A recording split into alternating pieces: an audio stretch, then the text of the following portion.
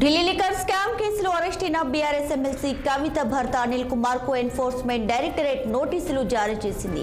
కవిత భర్త అనిల్ కుమార్ తో పాటు కవిత వ్యక్తిగత సిబ్బందికి నోటీసులు జారీ చేసింది. ఇక సోమవారం విచారణకు హాజరు కావాలంటూ ఈడీ ఆదేశించింది.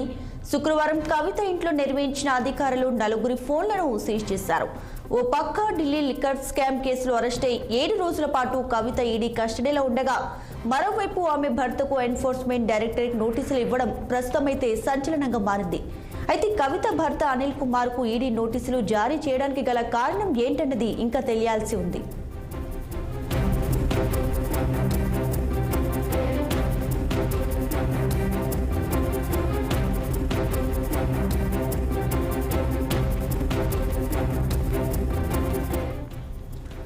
రైట్గా దీనిపై మరింత సమాచారాన్ని అయితే మా బ్యూరో చీఫ్ రామ్లో ఫోన్లో అందించడానికి సిద్ధంగా ఉన్నారు.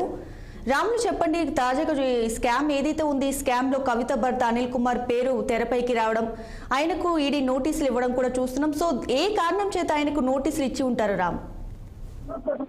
ఢిల్లీ మద్యం కుంభకోణంలో ఏదైతే నిందితురాలుగా ఉండి ఈడీ అధికారులు అరెస్ట్ చేసి ప్రస్తుతం ఈడీ కస్టడీలో ఉన్న ఎమ్మెల్సీ కల్వకుంట్ల కవిత భర్త అనిల్ కుమార్ కూడా ఈడీ అధికారులు మరోసారి విచారణకు రమ్మని ఈ రోజు నోటీసులు అందజేశారు. సోమవారం విచారణకు హాజరు కావాల్సిందిగా కూడా అతనికి నోటీసులు ఇచ్చారు. అయితే ఈ ఢిల్లీ మద్యం కుంభకోణంలో కవితతో పాటు భర్త, అదేవిధంగా కవిత వ్యక్తిగత సహాయకులు 2-3 కూడా ఉన్నారని చెప్పి ఆరోపిస్తూ ఈ రోజు వ్యక్తిగత సహాయకులకు కూడా ఇచ్చినట్టు తెలుస్తా ఉంది.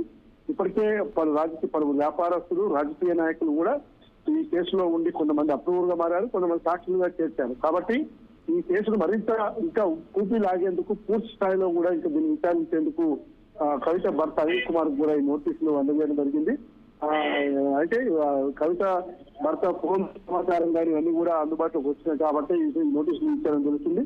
ఇప్పటికే ఈడీ కస్టడీలో 7 రోజుల పాటు ఈడీ కస్టడీ తీసుకుంది కవితను. ఈయన కూడా రేపు సోమవారం విచారణకు పిలిచి తదుపరి పరిణామాలు ఏ విధంగా ఉంటాయని మాత్రం మనం చూడాలి. Right Ramu, thanks for the updates.